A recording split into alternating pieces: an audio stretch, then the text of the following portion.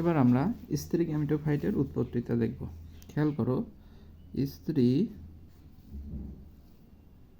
গ্যামেটোফাইটের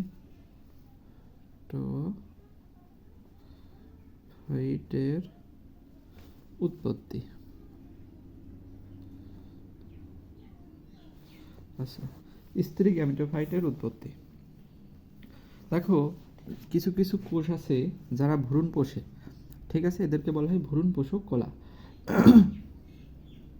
এই ভ্রূণ পোষক কলার ডিম্বকরন্ধ্রের কাছাকাছি একটি কোষ আকারে সামান্য বড় হয় এবং এটি প্রোটোপ্লাজম ঘন এবং নিউক্লিয়াস তুলনামূলক বড় হয়। অর্থাৎ আমরা বললাম ভ্রূণ পোষক যে কলা আছে, সে ভ্রূণ পোষক কলার ডিম্বকের রন্ধ্রের কাছাকাছি। তাহলে আমরা ভিতরে পরবর্তীতে দেখব, যদিও এরকম একটা কোষ পাবো, এর চারপাশে ভ্রূণ পোষক কলা থাকে, ঠিক আছে, এই যে ভ্রূণ পোষক কলা থাকে অর্থাৎ কোষ থাকে।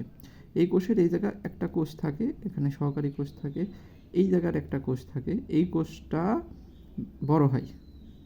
কী হবে, এই যে কোষটা রয়েছে, এই কোষটা দুই পাশে সহকারী কোষ, আর এই যে একটা কোষ রয়েছে, এই কোষটা থাকে, এখানে রন্ধ্র থাকে। পরবর্তীতে দেখবেন বিস্তারিত, এখানে রন্ধ্র থাকে, আর এটা যেহেতু ডিম্বাণু, তাই এটাকে বলা হয় ডিম্বাণু, ঠিক আছে, ডিম্বাণু। আর এখানে যে রন্ধ্র থাকে, এজন্য বলা হয় ডিম্বক রন্ধ্র, অর্থাৎ ডিম্বক রন্ধ্রের কাছাকাছি একটি বড় আকারে সামান্য বড় কোষ থাকে, যাকে আমরা ডিম্বাণু বলি। এই ডিম্বাণু বা স্ত্রী যে মাতৃকোষ আছে, এটাকে আমরা বলতেছি স্ত্রী মাতৃকোষ। এই কোষটা তুলনামূলকভাবে পাশাপাশি দুটা কোষ থেকে বড়, ঠিক আছে। এই কোষ এবার বিভাজন সম্পন্ন হবে। কি হয় খেয়াল করো, এই কোষ, একটা কোষ আছে, এটাকে আমরা আলাদা লিখলাম, তাহলে একটা বড় কোষ লিখলাম, এখানে কোষ থাকে। এই যে নিউক্লিয়াসটা আছে, এই নিউক্লিয়াস প্রথমে 4টা নিউক্লিয়াস তৈরি করবে, 1টা 2টা 3টা 4টা, তাহলে 4টা স্ত্রী রেণুকোষ, একদম সূচনার যে কোষ, স্ত্রী রেণুকোষ তৈরি করবে। এই 4টা কোষের ভিতরে উপরে যে কোষগুলো থাকে, সেই কোষগুলো নষ্ট হয়ে যায়, আর নিচে যে কোষটা থাকে, এই কোষটা আরও বড় হতে থাকে। অর্থাৎ উপরের কোষগুলো নষ্ট হয়ে গেল এবং নিচের যে কোষটা আছে, সেই কোষটা বড় হচ্ছে। বড় হওয়ার পরে এই কোষ পরবর্তীতে আবার 2টা কোষে রূপান্তরিত হয়, অর্থাৎ ভিতরের যে নিউক্লিয়াস ছিল, সেই নিউক্লিয়াস 2টা অংশে ভেঙে যাবে এবং এই কোষটা আকারে বড় হবে। এই নিউক্লিয়াস 2বার ভাঙবে, এই নিউক্লিয়াস 2বার ভাঙবে। পরবর্তী ধাপে আমরা দেখব 2টা নিউক্লিয়াস আবার প্রত্যেকটা 2টা করে ভাঙবে, অর্থাৎ পরবর্তী ধাপে আমরা 4টা করে নিউক্লিয়াস দেখতে পাবো। এর পরের ধাপে গিয়ে মজার একটা ঘটনা ঘটে। সেই ঘটনাটি হচ্ছে,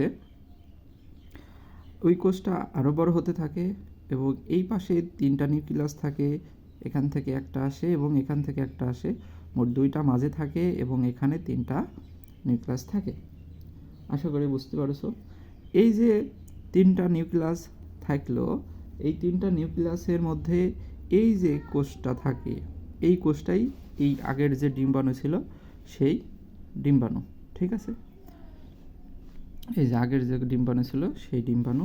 অর্থাৎ এই কোষটা দেখতে কীরকম হয়, আসলে দেখো, এই কোষটা যদি আমি এরকম গোল নিই, তাহলে এই যে উপরে যে 3 কোষ ছিল, সেই 3 কোষ এখানে যে অবস্থান করতেছে, মাঝে 2টা কোষ অবস্থান করছে, বা কোষ তো বলবো না, নিউক্লিয়াস, এবং এখানে অবস্থান করতেছে, ঠিক আছে। সরি, এখানে যেগুলো কোষ বলেছি মূলত সবই নিউক্লিয়াস হবে। আচ্ছা, তাহলে এখানে নিউক্লিয়াস, এখানে নিউক্লিয়াস, এখানে দেখো, এই যে উপরে যে 3টা কোষ থাকে, এর নাম হচ্ছে প্রতিপাদ কোষ। প্রতিপাদ কোষ। এই মাঝে যে থাকে, দেখো, এখান থেকে আইছে, তাই বলা হয় সেকেন্ডারি কেন্দ্রিকা বা গৌণ কেন্দ্রিকা। আচ্ছা, কেন্দ্রিকা শব্দের হতো নিউক্লিয়াস। আর এই যে পাশাপাশি 2টা কোষ থাকে, এই কোষ আর এই কোষ, এদেরকে বলা হয় সহকারী 2টা কোষ, সহকারী কোষ, ঠিক আছে। এবং এই যে বড় যে কোষটা দেখতেছে, এর নাম হচ্ছে ডিম্বাণু। আশা করি বুঝতে পারছো। এটা এভাবে মূলত একটা হচ্ছে ডিম্বাণু তৈরি হয়। পরবর্তীতে গিয়ে আমরা দেখব না যে আগের যে পুং গ্যামেট তৈরি হয়েছিল, সেটা এই ডিম্বাণুতে এসে কীভাবে নিষেক হচ্ছে।